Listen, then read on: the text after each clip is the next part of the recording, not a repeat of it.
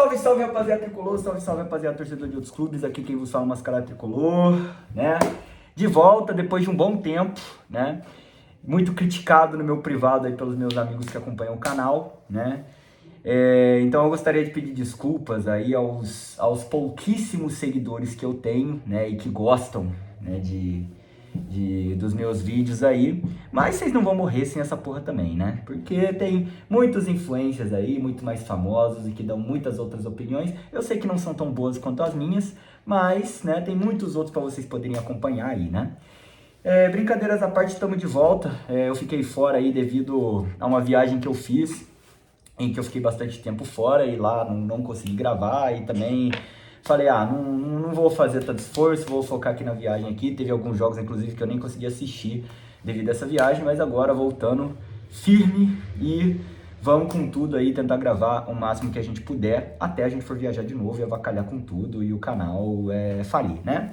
Mas, estamos de volta. Deixe aí nos comentários aí se você estava com saudades das minhas maravilhosas opiniões sobre o nosso São Paulo Futebol Clube, que tá deixando de ser São Paulinho Futebol Clube e voltando, né?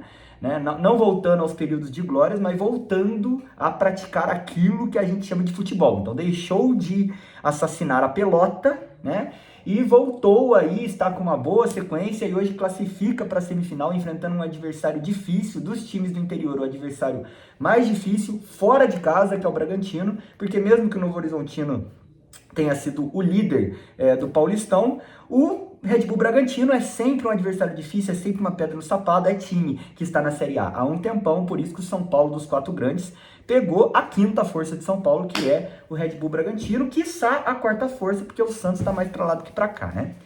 Então, sem mais delongas, vitória excelente no dia de hoje, né? Inclusive, podendo falar um pouco dos jogos passados aí, o São Paulo voltou a jogar futebol, o crespismo voltou nessa porra, o crespismo unido ao rafismo, né, ao Garrafinha, ali como diretor de futebol, voltou, recuperou o futebol de São Paulo, né, com os salários em dia as coisas voltaram, e hoje, para comentar só do jogo de hoje, para não alongar muito o vídeo, a gente consegue uma vitória importantíssima, né?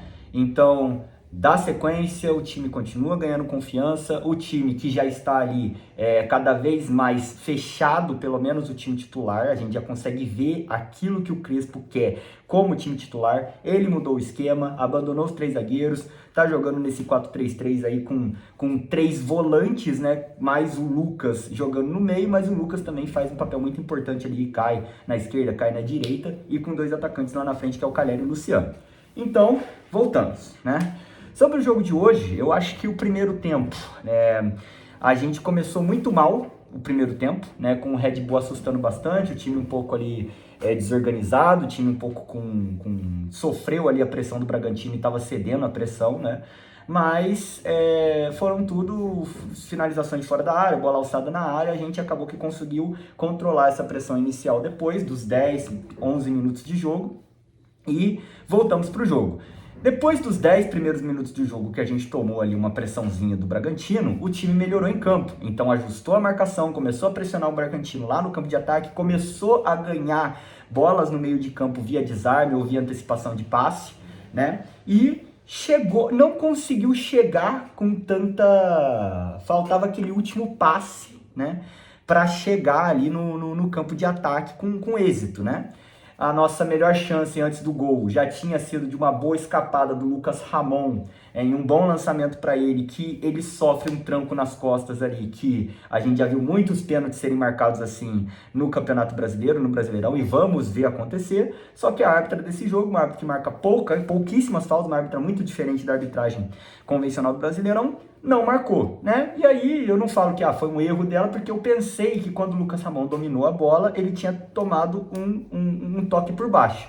Mas ele só tomou um toque nas costas, ela não deu o pênalti e a gente espera que quando não dá esse pênalti, pelo menos siga o critério mais pra frente, o que foi que aconteceu no final do jogo. Se ela não marcou esse pênalti do Lucas Ramon no início do primeiro tempo de São Paulo, não tinha como ela marcar o pênalti pro Bragantino, que inclusive não foi nem tranco nas costas, ainda foi ombro com ombro, o jogador do Bragantino desesperado pelo gol de empate para salvar o clube, se joga lá no chão, e aí muito chororô de arbitragem da torcida do Bragantino, que de fato nem existe, né? A torcidinha que está se construindo agora, né? A torcida de cidade, mas com certeza eles têm um outro clubinho para eles torcer, não torce só pro Bragantino, né? Pelo menos não a grande maioria. Enfim, então esse lance, pra você ver que o São Paulo quase não finalizou. As duas vezes que o São Paulo chegou e conseguiu finalizar, se você olhar ali as estatísticas no final do jogo, o Cleiton não tinha nenhuma defesa. Porque o São Paulo ele não chegou, né, naquele lance de finalizar uma jogada. Sempre faltava um último passe, sempre tinha algum erro ali, alguma tomada de decisão errada que impedia que a jogada prosseguisse e a gente criasse chances. Então, a principal jogada do São Paulo antes do primeiro gol já tinha sido um lançamento para o Lucas Ramon. E o gol, um passe absurdo, que eu não sei até agora de quem que foi, se foi do Sabino ou se foi do Alan Franco, né? Se foi do Sabino, para mim, o melhor em campo hoje foi o senhor Sabino, e se foi com o passe dele, ainda acentua mais o fato dele ter sido o melhor em campo, tá? Se foi do Alan Franco, né? O Alan Franco foi expulso, não fez uma partida brilhante, ajudou ali, fez uma partida normal, regular, mas se foi do Alan Franco também, parabéns para ele. Pelo menos eleva o patamar dele como um bom jogador da partida, né? E uma boa escapada do Lucas Ramon, né? Um cruzamento que eu achei que ele deveria ter cruzado antes, demorou muito para cruzar, cruzou o Cleiton, goleiro Cleiton deu aquela espalmada, e aí o Bobadilha, né? E aí a gente vai falar aqui, Bobadilha que estava mais errando do que acertando no jogo, né? Mais errando do que acertando, mas a bola sobra para quem? Para quem mais erra do que acerta. Não sobra para quem? Para o Marcos Antônio, que ao todo tem 0 gols com a camisa de São Paulo, e eu nem sei se ele tem uma assistência com a camisa de São Paulo, deve ter, mas não tem nenhum gol com a camisa de São Paulo. Porque o Marcos Antônio é jogador de dinâmica de meio campo, né? É o principal jogador de São Paulo no time esse ano, porque ele dá dinâmica para o meio campo de São Paulo e ainda consegue fazer lançamentos precisos. Mas quando chega a hora de ele fazer um gol, para ele ganhar mais confiança e se consolidar como principal jogador, para quem que sobra a porra da bola? Pro Bobadilha, que já tinha dado uma entregada num passe que quase fez com que o Bragantino abrisse o placar, né? São Paulo estava fazendo uma boa partida de marcação, teve uma bola na trave do Bragantino antes da gente fazer 1-0, mesmo que a gente estivesse marcando, jogando ok, dominando as ações no jogo, o Bragantino teve uma grande chance de fazer 1-0 ali, graças ao senhor Bobadilha, que erra um passe, ao meu ver, infantil, em que ele tenta atravessar uma bola, sendo que era só tocar pro Lucas Ramon, que estava aberto ali. Mas enfim, gol do Bobadilha, conseguimos terminar o primeiro tempo na frente, controlando as ações. Ao meu ver, o São Paulo foi melhor que o Bragantino durante o primeiro tempo, apesar do jogo ter sido bem equilibrado, e vamos para o segundo tempo. Segundo tempo começa, São Paulo continua controlando bem as ações, até que em uma jogadaça aça, que também tem um pouco de falha do time do Bragantino, mas uma jogadaça ensaiada, treinada pelo Crespo, pela equipe técnica do Crespo, crespismo nessa porra, né? O Danielzinho alça uma excelente bola na área ali, o Luciano não é faminha, dá um toque de cabeça e o Lucas chega para finalizar, para fazer o 2-0. E aí a gente pensa, vamos ter tranquilidade nessa porra, porque o time já estava dominando as ações há um bom tempo, mas não. Depois que faz a porra do 2-0, o time simplesmente some, o time simplesmente para de jogar futebol. É absurdo, o time para de jogar futebol. E aí, mesmo o Bragantino não tendo um time que cria muitas ações ofensivas, tão perigoso, né? O Bragantino veio com perigo, veio com bolas alçadas na área, e aí uma defesaça do Rafael, né? E a outra, o toque de cabeça que faz o 2-1, isso aí era o que? Era uns 25 minutos, quase 30, do segundo tempo, e aí o torcedor que só queria paz, só queria assistir o jogo dele tranquilo ali, elogiar o time depois, tem que vir aqui criticar o time por ter morrido depois do 2-0, né? E morreu por quê? Porque errou passe bobo, porque deixou de fazer um jogo físico, porque deixou de marcar com o mesmo ímpeto que estava marcando antes de fazer o segundo gol, né? E aí parece que relaxa no jogo, não sei, parece que quer tomar o gol para ver se acorda, né?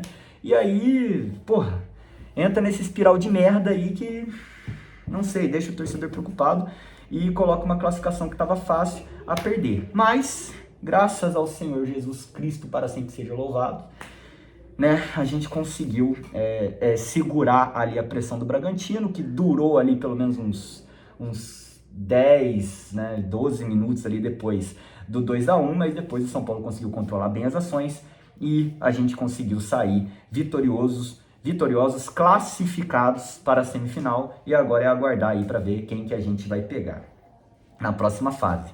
São Paulo, que dado interessante, mesmo que a gente vá decidir contra algum clube dentro de casa, não vai ter o Morumbi disponível para jogar, devido a shows da melhor banda de hard rock, né, da história, que é o AC/DC. Pelo menos é show da AC/DC, né? Imagina se fosse do Imagine Dragons, aí era de ficar puto. Mas é da AC/DC e vai ser no Paulistão, então a gente dá uma relevada. E porra, cara, tô feliz com o futebol apresentado de São Paulo. As peças que chegaram ali, eu ainda não tinha comentado do Lucas Ramon. É muito animador ver que agora a gente tem um lateral direito decente ali no lado direito de São Paulo. Um cara que ele é muito forte fisicamente, ele tem muito fôlego, então ele joga os 90 minutos inteiros, aguenta jogar, então é saudável. E é um cara que marca ok, né? Mas é um cara muito forte, né? Na parte ofensiva, e isso é excelente pro São Paulo, entendeu? Se fosse a porra do Cedric para dar aquele cruzamento ali, mesmo que o Lucas Ramon não tenha feito um passe, né? Ele mais chutou e o Cleiton acabou rebatendo. Se fosse o Cedric, era um chute na porra da arquibancada, e todo mundo sabe, né?